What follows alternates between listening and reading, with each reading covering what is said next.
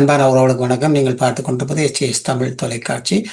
SDS Tamil தொலைக்காட்சியில் நாங்கள் தாயகம் சார்ந்த விடயங்களை பலதை கதைத்து கொண்டு வந்தாலும் உண்மையிலேயே இந்த சூழ்நிலையில் இது பேசுபொருளாக இன்று வர இருக்கின்ற ஒரு விடயம் பற்றியது.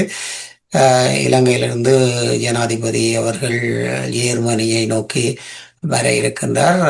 இது பற்றிய ஒரு பார்வையாக இன்றைய பார்வையோடு எங்களோடு கலந்து சிறப்பிப்பதற்காக இரா ராஜன் அவர்கள் ஜேர்மனி தமிழர் ஒழுங்கு இணைப்பு குழுவின் செயல்பாட்டாளராக இணைந்திருக்கின்றார். வணக்கம் ராஜன். வணக்கம் தேவாண்ணா. வணக்கம் எஸ்டிஎஸ் தொலைக்காட்சியினுடைய நேயர்களே, உங்கள் அனைவருக்கும் என்னுடைய நேர அன்பான வணக்கம். மீண்டும் ஒரு முறை நாங்கள் இணைந்திருக்கின்றோம். எங்களுடைய இந்த புலம்பெயர் வாழ்விலே 4 சதாப்தமாகின்றது. இந்த காலப்பகுதியிலே பல ஜனாதிபதிகளை நாங்கள் இலங்கை ஜனாதிபதிகளை சந்தித்த ஒரு காலமாக இருக்கின்றது. ஆனாலும் இப்பொழுது புதிய ஜனாதிபதி அவர்கள் இப்பொழுது ஜேர்மனிக்கு வர இருக்கின்றார். அந்த வகையிலே இந்த ஜேர்மனிக்கு வர இருக்கின்ற இவர்களை பற்றிய உங்களுடைய கருத்தாடலோடு நாங்கள் மிகுதி பார்வைக்குள் நுழைவோம். இலங்கையினுடைய 9வது நிறைவேற்று அதிகாரம் கொண்ட ஜனாதிபதியாக அண்மையிலே தெரிவு செய்யப்பட்டிருக்கின்ற அனுர திசாநாயக்கா அவர்கள் எதிர்வருகின்ற 10ஆம் 11ஆம் தேதிகளிலே ஜெர்மனிய தேசத்தின் தலைநகரான பெர்லினுக்கு வர இருக்கின்றார் என்கின்ற செய்தியை ஒரு உத்தியோகபூர்வமான அழைப்பின் பேரிலே, இந்த நாட்டினுடைய அழைப்பின் பேரிலே வெளியுறவு கொள்கை சார்ந்தும் பொருளாதார நலன் சார்ந்தும் நட்புறவு சார்ந்தும் அவர் வருகை தர இருப்பதை நாங்கள் அறிகின்றோம்.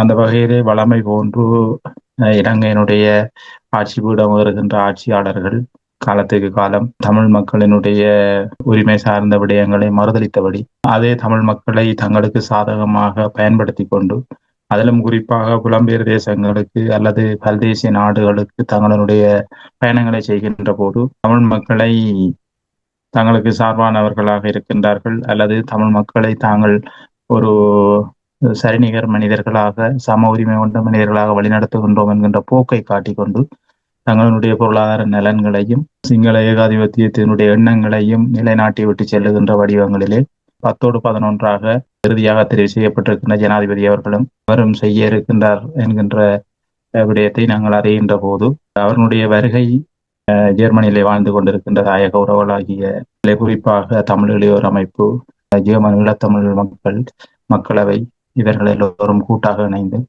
மக்கள் திரட்சியாக அவருடைய வருகைக்கு எதிரான ஒரு எதிர்ப்பு நிலையை வெளிப்படுத்துவதற்கு தயாராக இருக்கின்றார்கள்.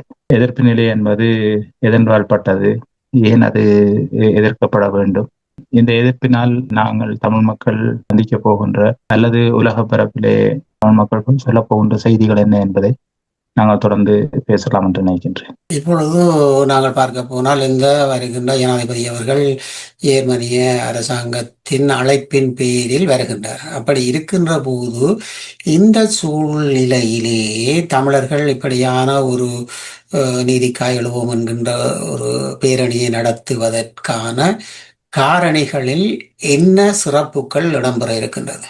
இது சொல்லப்பட வேண்டிய மிக தேவையான விடயம் என்று நான் நினைக்கின்றேன். காரணம், இதுவரை காலமும் இவருக்கு முற்பட்ட 8 ஜனாதிபதிகளாக தெரிவு செய்யப்பட்டவர்களும் சிங்கள தேசத்தினுடைய ஆட்சி பீடத்திலே அமர்ந்திருக்கின்ற போது அவர்கள் சிரித்த முகத்தோடு வந்தவர்களாக இருந்தாலும் சரி, முறைத்த முகத்தோடு வந்தவர்களாக இருந்தாலும் சரி, அவர்கள் தொடர்ச்சியாக தமிழ் தேசிய இனத்தை வஞ்சித்திருக்கின்றார்கள், தமிழ் தேசிய இனத்தை துன்பப்படுத்தி இருக்கின்றார்கள், தமிழ் தேசிய இனத்தின் மீது சொல்லனா துயரங்களை, துன்பங்களை, போர் வலுக்களை கட்டவிழ்த்து விட்டிருக்கின்றார்கள். அப்படி விட்டு கொண்டிருந்து கொண்டு அவர்கள் தேசங்கள் தோறும் பறந்து தங்களுடைய நல்லெண்ணங்களாக ஏதோ ஒரு தமிழ் மக்களிலே இருந்து கோடரி காம்புகள் என்றுதான் சொல்ல வேண்டும், அப்படிப்பட்ட ஒரு சிலரை தங்களோடு கூட்டு சேர்த்து கொண்டு அவர்களை தமிழ் மக்களினுடைய ஏக பிரதிநிதிகள் என்ற அடையாளத்தையும் காட்டிக்கொண்டு அவர்கள் உலகை வெல்லுவதற்கு பொய்யுரைப்பதை நாங்கள் உணர்ந்திருக்கின்றோம், அதை பட்டறிவாக வைத்திருக்கின்றோம். அதே தொடர்ச்சியாகத்தான் நாங்கள் தற்பொழுது வருகின்ற ஜனாதிபதியினுடைய வருகையும் பார்க்கின்றோம். இவர் மீது அண்மை காலமாக மக்களிடம் பல்வேறுபட்ட எதிர்பார்ப்புகள் இருந்தது. இவர் ஜனாதிபதியாக வருவதற்கு முன்னர் ஒரு வலதுசாரி அமைப்பினுடைய இயக்கத்தினுடைய ஒருவராக இருந்து அவர் படிப்படியாக அரசியல் தளத்துக்குள்ளே நுழைந்து பாராளுமன்ற உறுப்பினராக தெரிவு செய்து அமைச்சராகி பிறகு ஒரு ஜனாதிபதியாக தெரிவு செய்து வந்திருக்கின்ற இந்த வேளையிலே தமிழ் மக்களிடம் ஒரு எதிர்பார்ப்பு இருந்தது. இவர்களுடைய இந்த ஏவிபி என்கின்ற இவர்களுடைய பின்புலத்திலே பாரிய விடயங்கள் புதைந்திருக்கின்றது. பாரிய அபாயகரமான விடயங்கள், தமிழ் தேசிய இனத்துக்கு எதிரான பயங்கரமான அபாயகரமான விடயங்கள் புதைந்திருக்கின்றது. அதிலே குறிப்பாக ஏவிபி என்கின்ற இந்த பெருத்த அமைப்பிலே மிக பிரதானமான 7 உறுப்பினர்கள் கொண்ட குழுதான் தீர்மானங்களை எடுத்துக்கொண்டு வந்திருக்கின்றார்கள் இலங்கையினுடைய அரசியல் தளத்திலே. அதிலே அந்த 7 பேரிலே முக்கியமான ஒருவராக அனுர அவர்கள் அங்கம் வகிப்பதை வரலாறு பதிவு செய்திருக்கின்றது. அல்லது ஆய்வாளர்கள், எழுத்தாளர்கள் அதை வகைப்படுத்தி தர்க்க ரீதியாக, ஆய்வு ரீதியாக அதை அடையாளப்படுத்தி வைத்திருக்கின்றார்கள். அந்த 7 பேர் கொண்ட குழு இலங்கையிலே ஏற்படுகின்ற அரசியல் மாற்றங்களுக்கு எதிராக நின்றிருக்கின்றார்கள். தமிழ் மக்களினுடைய நலன் சார்ந்த விடயங்களுக்கு குறுக்கீடாக இருந்திருக்கின்றார்கள். இப்படி பல்வேறு கோணங்களை கடந்து கொண்டு இப்பொழுது ஜேவிபி என்கின்ற அந்த நிலையில இருந்து ஒரு புரள்வடைந்து என்பிபி என்கின்ற ஒரு முகமூடியை போட்டு சிரித்த முகத்தோடு தோளிலே கை போட்டு வருகின்ற ஒரு மனிதராக இப்பொழுது அடையாளப்படுத்தப்பட்டிருக்கின்றார். இந்த மாயைக்குள்ளே புதைந்து போன எங்கள் மக்களில் பலர் அவரை ஒரு நட்பு சக்தியாக அல்லது ஒரு விரும்பத்தக்க மனிதராக நோக்குகின்ற ஒரு நோக்கிலே அவர் பார்க்கின்றார்கள். அப்படித்தான் அவர் தேர்தலுக்கு முன்பும் பல வாக்குறுதிகளை கொடுத்திருந்தார். ஆனால் இன்று பார்த்தால் அவர் வளமை போன்று சிங்கள ஏகாதிபத்தியத்தினுடைய பௌத்த தேசியவாதத்தினுடைய அந்த சித்தாந்தத்துக்குள்ளேயே இருந்தபடி தமிழ் மக்களுக்கு என்று ஒரு பிரச்சனையே இல்லை என்பது போன்ற ஒரு தோரணையை வெளிப்படுத்துவதற்கு தயாராகிறது. ஆகவே எங்களுடைய போராட்டத்தை, எங்களுடைய தியாகத்தை, நாங்கள் இதுவரை காலமும் கடந்து வந்திருக்கின்ற இந்த வழி நிறைந்த பாதைகளை இல்லாதொழித்து அதை ஒரு சாதாரண விடயமாக வெளிப்படுத்தி கொண்டு அதிலே இருந்து அவர் விடுபட்டு செல்வதற்கு எத்தனிப்பதை நாங்கள் பார்க்கின்றோம். இது ஒரு அபாயகரமான விடயமாக நாங்கள் பார்க்கின்றோம். தமிழ் தேசிய இனத்தினுடைய ஆழ அடியாக நுழைந்து ஆணிவேரை கருவறுத்து தமிழ் மக்களை ஒருதலைப்பட்சமான ஒற்றை ஆட்சி முறைமைக்குள்ளே அடகு வைக்கின்ற ஒரு பக்குவத்தை நடைமுறைப்படுத்துவதை நாங்கள் பார்க்கின்றோம். ஆகவேதான் நாங்கள் இங்கே எதிர்க்கின்றோம். அல்லது இதற்கு முந்தைய ஜனாதிபதிகளை, ஆட்சியாளர்களை அல்லது நேரடியான நாங்கள் தான் உங்களுடைய பிரதான எதிரிகள் என்று ஒரு பொது எதிரியாக முகம் காட்டியவர்களுக்கு நாங்கள் தொடுத்திருந்த போர்களை விட இவரிடம் நாங்கள் ஒரு நியாயத்தை எதிர்பார்க்கின்ற அல்லது நாங்கள் இவரிடம் சில விடயங்களை தெளிவுபடுத்துகின்ற ஒரு தண்டனை எதிர்ப்பாகத்தான் நாங்கள் இதை வெளிப்படுத்துவது சிறப்பாகும் என்று பார்க்கின்றோம். அது எப்படிப்பட்டதாக இருக்கும் என்றால், எங்களிடம் நிறைய கேள்விகள் இருக்கின்றது, நிறைய எதிர்பார்ப்புகள் இருக்கின்றது. குறிப்பாக இவர் ஆட்சி பெற மாதிரியே இதுவரை நாட்களுக்குள்ளே தொடர்ந்தும் தமிழ் மக்களினுடைய நிலங்களிலே, தமிழ் மக்களினுடைய வாழ்விடங்களிலே புதிதாக புத்த விகாரைகள் பிறந்து கொண்டிருக்கின்றது, நிராகரிப்புகள் நடந்து கொண்டிருக்கின்றது, கைதிகள் இடம்பெற்றுக் கொண்டிருக்கின்றது, அளவுக்கு அதிகமான போதை பாவனைகள் விளைந்து கிடக்கின்றது. அதைவிட இன்னும் வீதியோரங்களிலே, அதாவது வலிந்து காணாமல் ஆக்கப்பட்டவர்களை தேடிக்கொண்டிருக்கின்ற உறவுகளினுடைய வாழ்க்கை இன்னும் வீதியோரங்களிலே தொடர்கின்றது. இப்படி பொருளாதார சிக்கலுக்குள்ளே மக்கள் அகப்பட்டிருக்கிறார்கள். இப்படிப்பட்ட பல்வேறு நெருக்கடிகள் இருக்கின்றது. இந்த நெருக்கடிகளுக்குள்ளே, அதாவது சிங்கள தேசத்தினுடைய பொருளாதார வலிமைகளை மட்டும் பேசிக்கொண்டு சிங்கள தேசத்திலே ஏற்படுத்தப்பட்டிருக்கின்ற அல்லது சிங்கள தேசத்தினுடைய அரச பீடங்களிலே இருந்தவர்களினுடைய கொள்ளைகளை, அவர்கள் பெற்றுக்கொண்ட லஞ்சங்களை அல்லது அவர்கள் சூறையாடி கொண்ட சொத்துடைமைகளை பற்றி கணக்கெடுக்கின்ற வகையிலேயே இந்த ஜனாதிபதியினுடைய ஆட்சி முறைமையை நீட்சி கொள்வதை தவிர தமிழ் மக்களினுடைய ஒரு இனப்பிரச்சனை சார்ந்த எந்த ஒரு புள்ளியிலும் தொடாத ஒரு மனிதராக நகர்ந்து போகின்றார். ஆகவே தமிழ் மக்கள் இத்தனை 70 ஆண்டு கால போராட்ட வலிமைகளிலே தங்கி நிற்கின்றவர்களுடைய மரபுரிமை சார்ந்த விடயங்கள், அவர்களுடைய நியாயாதிக்கம் சார்ந்த விடயங்கள், அவர்கள் இழந்து போன இறைமையினுடைய தாற்பயங்கள், இவற்றுக்கு இவரிடம் என்ன பதில் இருக்கின்ற என்பதை அவர் வெளிப்படையாக கூற வேண்டியவராக இருக்கின்றார். ஆகவே அப்படி கூற வேண்டிய அவர் தன்னுடைய தேசத்திலே, அதாவது இலங்கை தேசத்திலே அவர் கூறாத அந்த விடயத்தை இலங்கை தேசத்திலே ஏதோ ஒரு வகையிலே மறைத்து கொண்டு அந்த மறைப்போடுதான் புலம்பெயர் தேசங்களுக்கும் அல்லது ஐரோப்பிய தேசங்களுக்கும் பயணம் செய்ய போகின்றார் என்றால், அந்த பயணத்திலே தமிழ் மக்கள் ஆகிய நாங்கள் இதனை கூறாக துயிலுரிக்க வேண்டிய ஒரு தேவைக்குட்பட்டவர்களாக இருக்கின்றோம். ஆகவே அந்த வகையிலே தான் அவரை நாங்கள் இந்த சந்தர்ப்பத்திலே அவரிடம் கேட்க வேண்டிய விடயங்களையும், அவர் பற்றி இந்த நாங்கள் வாழ்ந்து கொண்டிருக்கின்ற ஜெர்மனிய தேசத்தினுடைய அரச பீடங்கள் அறிந்து கொள்ள வேண்டிய விடயங்களையும் போர்வைகளாக்கி அந்நியமாக்கி துயிலெரித்து எங்களுடைய நீதியின் அடையாளமாக இந்த மக்கள் ஒரு எதிர்ப்பு நிலைமைக்கு தயாராகுவதை நாங்கள் பார்க்கலாம்.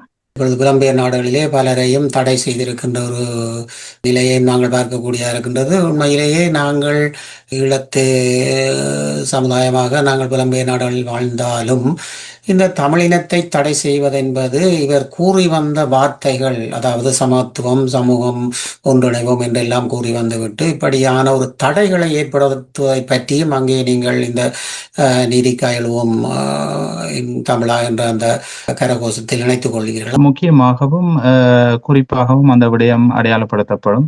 காரணம், இவர்களுடைய இந்த ஜனாதிபதியாக தெரிவு செய்யப்பட்ட இந்த 6-7 மாத காலப்பகுதிகள் கடந்த இந்த நிலையிலே எந்த ஒரு நல்லெண்ணங்களையும் வெளிப்படுத்தியதாக முழுமையாக தமிழ் தேசிய நாம் உணர்ந்து கொள்ளவில்லை. மிகச்சிறிய உதாரணமாக இன்றும் பலர் அரசியல் கைதிகளாக கொடிய சிறைகளிலே வாடிக்கொண்டிருக்கின்றார்கள். அவரில் ஒருவரை எனும் ஒரு பொது மன்னிப்பு அடிப்படையிலே விடுதலை செய்வதற்கு அவர் தயாராகவில்லை. சிங்கள தேசத்தை திருப்திப்படுத்துகின்ற அல்லது சிங்கள தேசத்தினுடைய எண்ணங்களையே முழுமைப்படுத்துகின்ற ஒரு மனிதராகத்தான் அவர் இருப்பதை நாங்கள் பார்க்கின்றோம். இவர்களுடைய இந்த ஜேவிபியினுடைய ஆட்சி, ஜேவிபியினுடைய அங்கத்துவ காலத்திலே 2004ஆம் ஆண்டு இடம்பெற்ற இந்த சுனாமி ஆழிப்பேரலையினால் பாதிக்கப்பட்ட மக்களுக்கு உருவாக்கப்பட்ட அந்த சுனாமி மீளமைப்பு கட்டுமான பணிகளுக்காக உருவாக்கப்பட்ட அந்த கட்டமைப்பை கூட ஏற்கக்கூடாது என்று சொல்லியும், மஹிந்த அரசு தமிழ் மக்கள் மீது முழுமையான போரை தொடுத்திருந்த போதிலும் அங்கே பாவிக்க கூடாத மிக பாரிய ஆயுத பாவனைகளை மஹிந்த அரசு பாவிப்பதற்கு தயங்கி நின்ற வேளையிலே அவற்றை ஊக்கப்படுத்தி, இல்லை அதை கண்டிப்பாக அதை பயன்படுத்தத்தான் வேண்டும் என்று ஓர்வமாக நின்றவர்களிலே பிரதானமானவராக ஜேவிபி இருந்திருக்கின்றது. அந்த ஜேவிபியிலே அனுரா அவர்கள் மிக பிரதானமானவராக அந்த 7 பேர் கொண்ட குழுவிலே இருந்திருக்கின்றார். அதே போன்று சந்திரிகா அவர்களுடைய சமாதான கால பகுதிக்குள்ளே சமாதான பேச்சுகள் இடம்பெற்றுவிடக் கூடாது என்பதை அதை தடுத்து விடுவதற்கு முனைப்பு காட்டியவர்களே முக்கியமானவராக இருந்திருக்கின்றார். இது இன்னும் எங்களுடைய அடிமட்ட சமூகத்திலே அறியப்படாத உண்மையாக இருக்கின்றது. நான் நினைக்கின்றேன், ஜேவிபியினுடைய காலத்திலே அனுரா அவர்கள் என்னென்ன விடயங்களோடு ஈடுபட்டிருந்தார், எப்படியான விடயங்களை கையாண்டார் என்கின்ற விடயத்தை நாட்கணக்காக பேசிக் கொண்டிருப்பதற்கு விடயங்கள் இருக்கின்றது. அதனை இப்போதுதான் ஆய்வு நிலைக்கு உட்படுத்துகின்றார்கள். ஏனென்றால் இப்பொழுது இவருடைய வடிவம் எந்த வகையிலே தொடர்கின்றது என்பதை பார்த்து அதை ஆய்வு செய்ய தொடங்கி இருக்கின்றார்கள். மிக விரிவாக பார்ப்பதற்கு தொடங்கி இருக்கின்றார்கள்.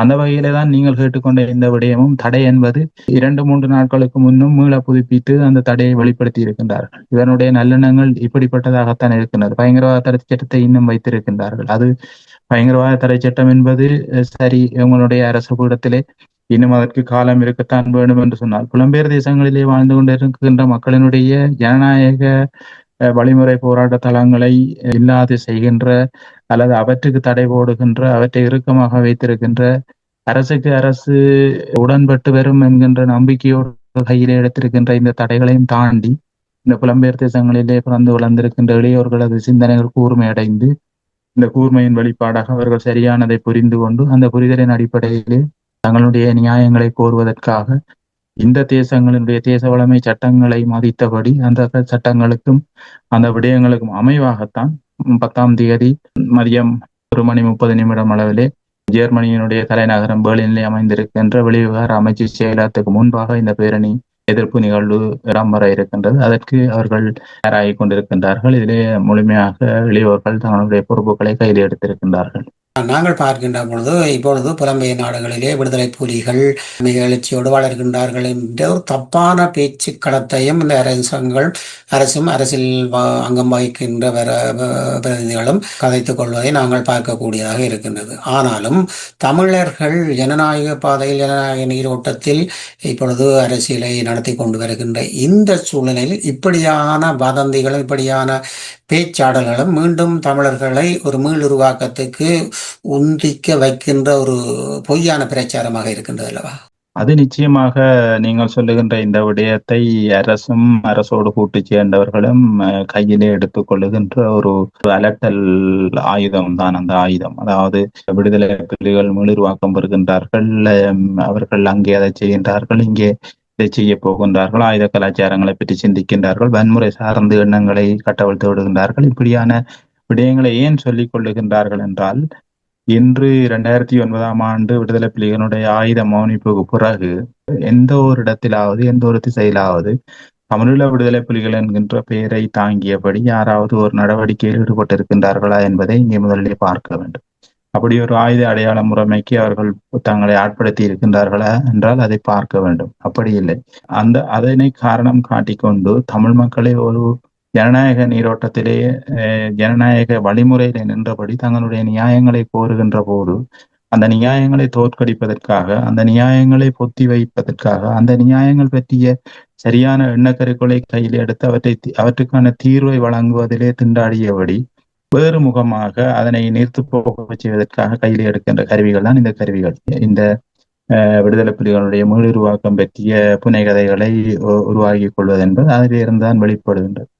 ஆகவே இங்கே அவர்களுக்கு மிக தெளிவாக தெரியும், புலம்பெயர் தேசங்களிலே இந்த நாடுகளிலே வாழ்கின்றவர்கள் நிச்சயமாக ஜனநாயக வழிமுறையிலே தான் தங்களுடைய அரசியல் நியாய ஆதிக்கத்தை கையில் எடுத்துக்கொள்ள முடியும் என்பது அவர்களை மிக தெளிவாக தெரிந்த விடயம்தான். இருந்தாலும் கூட அவர்கள் அதை கையிலே எடுக்கின்றார்கள் என்றால் அவர்கள் தங்களுக்கு அயலிலே இருக்கின்ற இந்திய தேசத்தை ஊடறுத்தபடி அல்லது இந்திய தேசத்தை ஊடாக ஊடுருவி இவ்வாறான ஒரு போக்கிலே மீளுருவாக்கம் என்கின்ற ஒரு கருத்தை உருவாக்கி விடலாம் என்கின்ற பதத்தை அவர்கள் பார்க்கின்றார்கள்.